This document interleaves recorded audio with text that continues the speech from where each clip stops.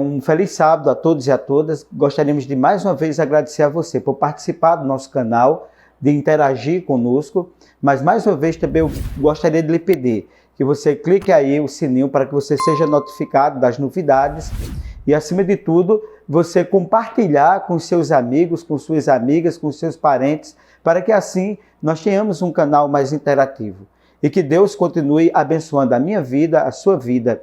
E neste momento eu convido a você para fazer uma oração, para que assim nós possamos buscar a presença de Deus, buscar as bênçãos de Deus para a nossa vida. Feche os seus olhos aí onde você está e vamos buscar a presença do Senhor. Senhor Deus e Pai, nós te agradecemos pela oportunidade concedida de estarmos juntos para mais um momento participarmos da recapitulação da lição. Gostaríamos de te pedir que tu derrame teu Santo Espírito sobre a vida desta pessoa que está acompanhando neste momento a transmissão da recapitulação da lição da Escola Sabatina. Em nome de Jesus, amém. Gostaria de chamar você agora a atenção para que nós possamos iniciar na recapitulação da lição 11, que tem como título Amor em Ação. O amor é, sem sombra de dúvida, uma das coisas mais importantes. E o apóstolo Paulo ele diz que o amor é o maior de todos os dons. E tem uma música que diz, de um cantor evangélico, que diz o seguinte: o amor supera o ódio através do seu poder. O amor ele é algo extraordinário, muito falado, muito comentado, muitos filmes, muitas músicas, muitos romances, mas, portanto, o que nós presenciamos no mundo, no seu cotidiano, é a falta exatamente de amor. Vamos agora iniciar a recapitulação da lição com o texto áureo que se encontra no livro do profeta Isaías, no capítulo 58, no versículo 10. Vem comigo na leitura. Se abrirem o seu coração aos famintos e socorrerem os aflitos, então a luz de vocês nascerá das trevas, e a escuridão em que vocês se encontram será como a luz do meio-dia. Meus queridos, que verso impactante, que verso maravilhoso. Esse verso nos traz a reflexão sobre o amor ao próximo. Conta-se uma história de um casal lá nos Estados Unidos, que eles trabalhavam com o louvor na igreja, mas existia uma pessoa que fez ameaças àquela igreja, ameaças àquele casal, e eles ficaram amedrontados. E então pediram para fazer a investigação, e quando descobriram, ficaram assustados. Como eles eram um casal de judeus, então eles estavam ameaçados por um grupo que existia lá chamado Ku Klux Klan. E aquele jovem que estava ameaçando eles foi descoberto. Mas eles também souberam uma coisa interessante, que aquele jovem ele era portador de uma deficiência física. E ao saberem disso, eles não indiciaram ele judicialmente, mas o que foi que eles fizeram? Foram até a casa dele, levaram alimento para eles. E aquele jovem, cheio de ódio, cheio de rancor, cheio de ressentimento, com o espírito de matar, de vingança, por algo que simplesmente não existia, aquele jovem recuou e até teve a vontade de se tornar judeu. Porque o amor é exatamente isso, o amor transforma, o amor ele faz uma ligação entre uma pessoa e outra, o amor ele perdoa. E nesse sentido, nós precisamos refletir, né, em decorrência desse texto que aborda sobre a necessidade de buscar o bem ao próximo. Isso nos traz o seguinte sentido para nós refletirmos. É como se nós estivéssemos ouvindo o próprio Jesus dizendo ao profeta Isaías, mas também falando ao nosso coração e nos convidando a ir aos seus braços divinos para saciar a sede de salvação das pessoas que estão aí precisando de uma palavra de amor, de carinho e de esperança, e às vezes até que a gente leve um alimento para aquela pessoa, que a gente leve uma oração àquela pessoa, que a gente leve a bondade, que a gente leve o amor. E como dizia Madre Teresa de Calcutá, Senhor, faze-me uma caneta para que eu escreva a palavra amor. E nesse sentido, o objetivo de compartilharmos a salvação com os necessitados, desfrutar o companheirismo do Senhor Jesus Cristo também no dia de sábado, é um dos fatores fundamentais que a Bíblia nos apresenta, porque nós estamos muito atarefados no dia a dia. No dia a dia podemos fazer muitas obras de caridade, mas o sábado o Senhor nos deu como memorial da criação, memorial da redenção, o memorial do descanso. E o Senhor Jesus Cristo disse em Mateus 12:8 que o Senhor era Senhor do sábado e que era lícito fazer o bem no dia de sábado. E eu e você somos convidados a termos um dia especial para fazermos o bem para o nosso próximo. E Deus instituiu o sábado exatamente para isso. Vamos agora ao primeiro tópico da lição. Comprar de graça. Essa abordagem está no capítulo 55 do livro do profeta Isaías, versículo de 1 a 7. Vem comigo na leitura do texto, capítulo 55, versículo 1. Ó vós, todos os que tendes sede, vinde às águas, e o que não tendes dinheiro, vinde comprai e comei. Sim, vinde, comprai sem dinheiro e sem preço, vinho e leite. Veja que texto interessante para a nossa reflexão. Comprar sem dinheiro, sem cartão de crédito, sem cheque, sem transferências bancárias. Isso é possível? No contexto do texto, de fato, Deus põe a salvação à nossa disposição sem pedir absolutamente nada em troca e sem colocar qualquer preço nela. Então, o que Deus está nos revelando nesse texto é que nós temos condição de comprar, né, aquilo que é incomprável, com dinheiro nenhum no mundo você consegue comprar, que é a minha e a sua salvação. No entanto, temos que comprá-lo. Não é sem valor. A salvação tem um grande valor e custou um grande preço. Se quisermos, temos que valorizá-la, desejá-la e pedir por ela. Custou a vida do Filho de Deus, a vida de Jesus Cristo. E como nós já estudamos no livro do profeta Isaías, capítulo 56, 53, diz que ele tomou sobre si os nossos pecados e as nossas dores.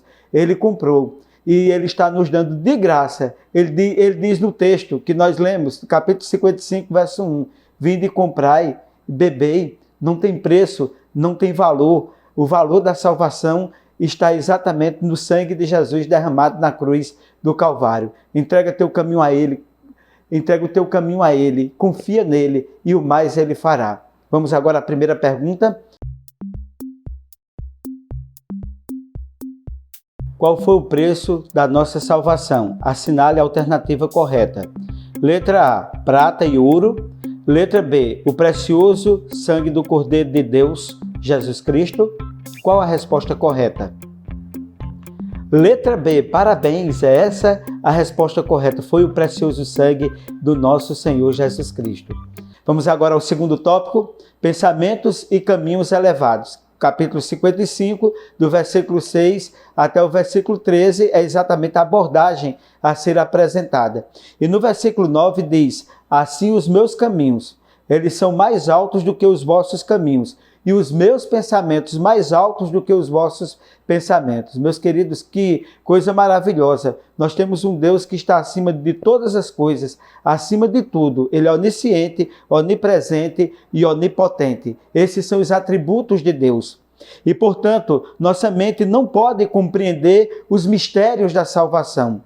E os mistérios da salvação só podem ser discernidos espiritualmente, exatamente quando nós temos comunhão com Deus.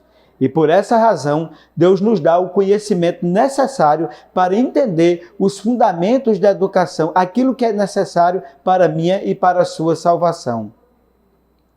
Esse conhecimento aumentará através de nossa relação, da nossa comunhão diária com o nosso Deus. Mas ainda assim, não seremos capazes de entendê-la completamente. O plano da redenção será nosso estudo para toda a eternidade. De eternidade a eternidade, nós iremos analisar e estudar o plano da redenção. Porque Ele tomou sobre si os nossos pecados e as nossas dores, porque Ele tomou o nosso lugar na cruz do Calvário, porque Ele morreu em nosso lugar. Agora vejamos bem esse aspecto que é importante nós refletirmos sobre os atributos de Deus. Deus, Ele criou o universo, conhece os mistérios presentes até o momento nas coisas mais simples que a mente humana não pode compreender. E a Bíblia diz que as coisas reveladas pertencem a nós e aos nossos filhos, e as coisas não reveladas pertencem ao nosso Deus. Quais são alguns mistérios do universo? A criação do mundo, a encarnação de Cristo, a transformação do corpo, quando Jesus Cristo voltar em poder e grande glória no final dos dias deste mundo. Você já imaginou pessoas que morreram há 6.000, 5.000, 2.000 anos atrás, elas serão ressuscitadas com poder e grande glória, né? O mistério da transformação do corpo não tem como cientificamente a gente explicar. A criação do mundo pode haver tentativas de explicar, mas ainda a resposta ela está muito aquém para a nossa mente finita entender. E nesse sentido, é preciso nós confiarmos que esse Deus que criou o universo, que tem capacidade de reconstruir, de construir, de fazer, esse Deus poderoso, esse Deus grandioso, esse Deus majestoso, ele é capaz de salvar a mim e a você. Ele é capaz de resolver o meu e o seu problema. Por isso que entrega teu caminho ao Senhor, confia nele de todo o teu coração, toda a tua vida, e Deus fará maravilhas na tua vida, na tua família, na tua casa, no teu trabalho. Qual será o nosso principal plano de estudo na eternidade? Assinale a alternativa correta. Letra A, o plano da redenção. Letra B, o plano da perdição. Qual a resposta correta? Letra A, o plano da redenção por toda a eternidade será o nosso principal plano de estudo. Agora vamos ao terceiro tópico da lição. Companheiros de jejum. Capítulo 58, versículo de 1 até o 8. E o versículo 5 do capítulo 58 do profeta Isaías, do livro do profeta Isaías, nos diz: seria este o jejum que eu escolheria, que o homem um dia aflige a sua alma, que inclina a sua cabeça com um junco, estenda debaixo de si saco e cinza. Chamarias tu a isto de jejum e dia aprazível ao Senhor? Meus queridos, o dia de jejum que Deus estabeleceu foi o dia da expiação. O dia da expiação ele foi ordenado por Deus e era oportuno. Esse dia era para expressar gratidão a Deus. Ele representava a liberdade para a salvação oferecida por Deus de forma gratuita. Mas o povo jejuava para a sua justiça ser reconhecida. E como é que muitas vezes as pessoas jejuavam e fora daquilo que Deus estabeleceu, do que Deus pretendia? Se estabeleceu outros dias. E as pessoas procuravam botar algumas roupas, chamar pessoas para identificar que eles estavam dando esmolas, que eles estavam fazendo bem, era mais para chamar a atenção do que, através do jejum, estabelecer uma relação com Deus, para que através dessa relação se executasse as boas obras. E muitas vezes existem alguns elementos da fé, né, que foram distorcidos pelo povo de Deus e que são distorcidos também por nós. Por exemplo, o dízimo. O dízimo é para reconhecer as bênçãos de Deus para a nossa vida e não é para barganhar de Deus vantagens. O jejum é para motivar a gratidão através da lealdade a Ele, de uma abnegação, de que nós precisamos ter comunhão com Deus. Mas eles faziam, o povo fazia para a justiça própria, pela sua própria devoção, para mostrar aos outros que estavam mantendo uma relação com Deus. E você não tem nada que provar a ninguém. Você tem que, acima de tudo, manter a relação com Deus. E através da sua relação com Deus, as pessoas vão conhecer o Deus que existe na sua vida. Exemplo, o profeta Eliseu passou e uma mulher disse o seguinte para ele: vai passando ali um homem de Deus. Eu pergunto, Eliseu tinha uma placa homem de Deus? Ele não tinha.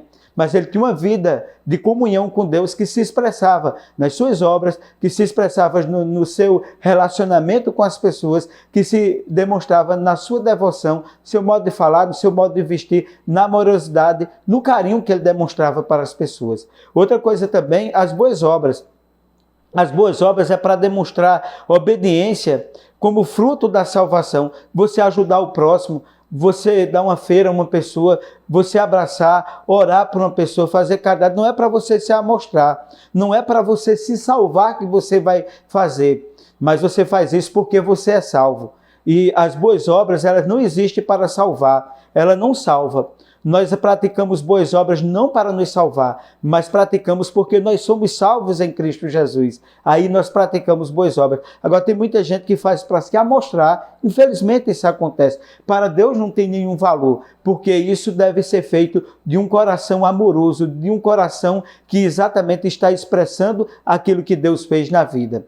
Vamos agora à terceira pergunta. Quais os elementos da fé que foram distorcidos pelo povo de Deus. Assinale a alternativa correta. O jejum, o dízimo e as boas obras. Letra B, tocar trombetas, esmola e guerras. Qual a resposta correta? Letra A, exatamente, esses foram os elementos distorcidos, o jejum, o dízimo e as boas obras. As pessoas distorceram o principal objetivo desses três planos que Deus ele estabeleceu, elementos que Deus colocou para o seu povo.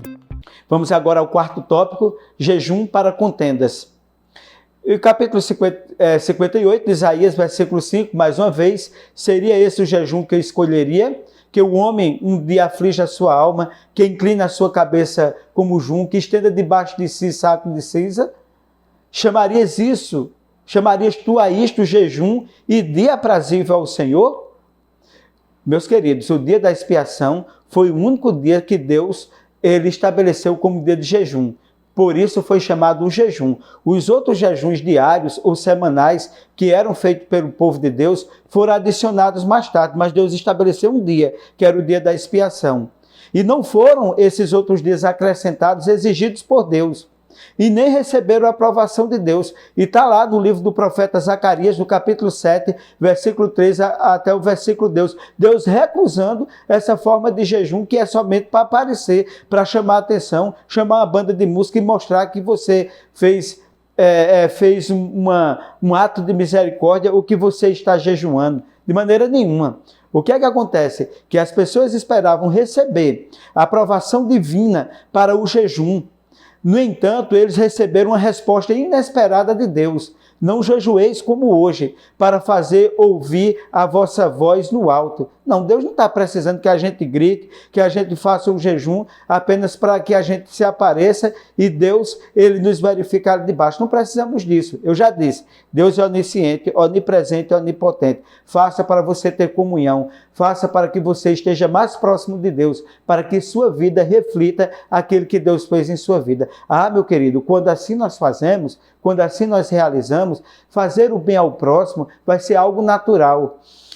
Como natural é respirar. Você entendeu? Então, assim é o que nós devemos proceder. Outra coisa que é importante, através de sua religiosidade, o povo de Deus no passado esperavam amolecer o coração de Deus e comprar o perdão de Deus. Mas Deus não está pedindo isso a ninguém. A gente não faz o jejum, a gente não está em comunhão com Deus para amolecer o coração de Deus de maneira nenhuma. É para ter comunhão, é para estar ao lado de Cristo, para a nossa vida ser melhor, para a gente compreender as adversidades que nós passamos, para nós compreendermos as dificuldades e termos a sabedoria divina para enfrentarmos tudo isso e, acima de tudo, nós termos condições de vivermos desse mundo complexo de pecado, erro e morte. E nesse sentido, vamos agora à quarta pergunta.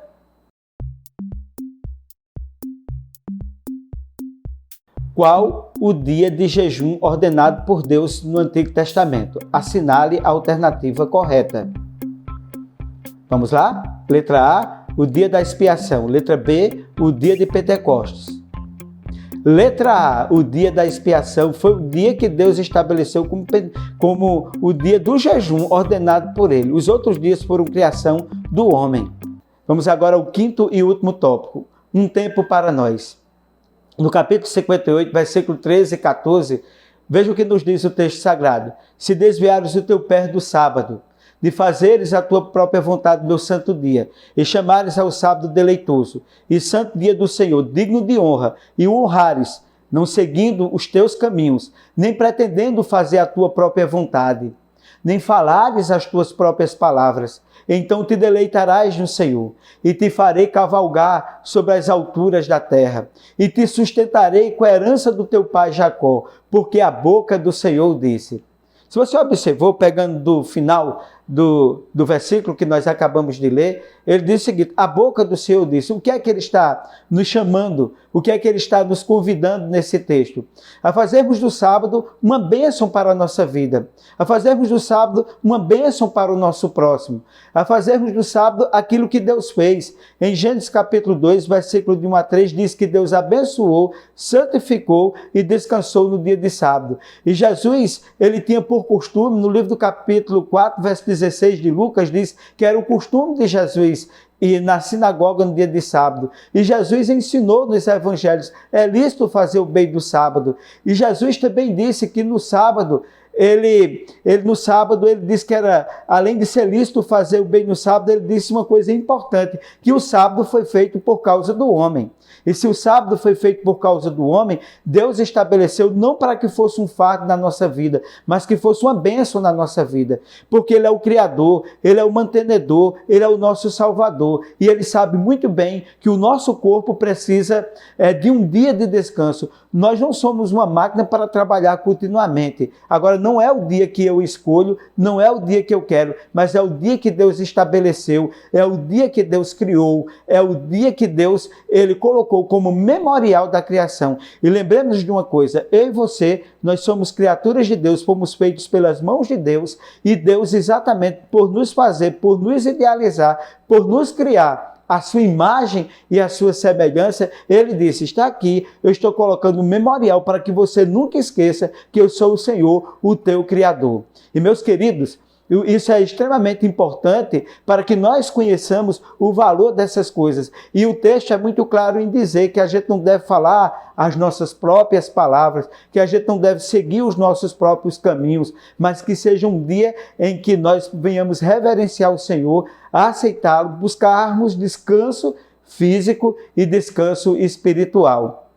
E assim, além do sábado ser uma delícia, a sua observância traz bênçãos especiais na nossa vida. E no texto diz, eu te farei cavalgar sobre as alturas da terra. Ele vai nos trazer a insustentável leveza do nosso ser, da nossa vida. Vai nos fazer regenerar, restaurar a nossa saúde física e nossa saúde espiritual. Que é muito importante, né? Se você tem desejo de conhecer mais o sábado, depois entre em contato com a gente, que a gente vai mostrar outras bênçãos maravilhosas e grandiosas que Deus ele estabeleceu no sábado. Agora saiba que o sábado, ele não salva ninguém. A gente não guarda o sábado para se salvar. A gente guarda o sábado porque a gente é salvo em Cristo Jesus. Só uma comparação. O pé de manga dá manga porque é uma mangueira ou para ser manga? Se você pensar rápido, você vai entender. O pé de manga, ele dá manga porque é uma mangueira e não para ser. Então o cristão guarda o sábado, faz as boas obras não para ser cristão, mas porque ele é cristão. Vamos agora à quinta e última pergunta. Quais os 3 são caminhos para buscarmos a santidade? Assinale a alternativa correta. Imitando Jesus, que se humilhou, mostrando bondade altruísta, e descansando e honrando o dia de domingo. Letra B, imitando Jesus, que se humilhou, mostrando bondade altruísta, descanso e honrando o seu santo sábado. Qual a alternativa correta? Exatamente a letra B. Jesus, né, os 3 elementos, é imitar Jesus, mostrar a bondade e descansar e honrar o sábado do Senhor. Meus queridos, que bom, que maravilhoso estarmos juntos mais uma vez. E que Deus ele nos propicie maior e nos ajude para que nós tenhamos uma maior comunhão com Ele. Através de jejum, através da guarda do sábado, através de uma relação de comunhão com Ele. E que essas coisas sejam uma bênção para a nossa vida. E não para nós aparecermos, não para que nós queiramos ser melhor do que os outros, mas que, na verdade, as pessoas se sintam perdoadas e amadas e saibam, acima de tudo, que nós temos um Deus na nossa vida capaz de libertar, capaz de salvar, capaz de aliviar, capaz de nos fazer andar pelos altos da terra, seguros e convictos de que a sabedoria de Deus nos dará convicção para enfrentarmos os maiores desafios da vida. E que Deus nos abençoe sempre. Que Deus abençoe tua casa, tua vida, tua família, tua história, e que Ele resgate os nossos sonhos. Convido você agora a nós fazermos uma oração. Senhor Deus e Pai, nós te agradecemos por mais um estudo que nós acabamos de concluir. Abençoe a pessoa que nos acompanhou neste momento, abençoando a sua casa, a sua vida, a sua família, a sua saúde, a sua história, em nome de Jesus. Amém.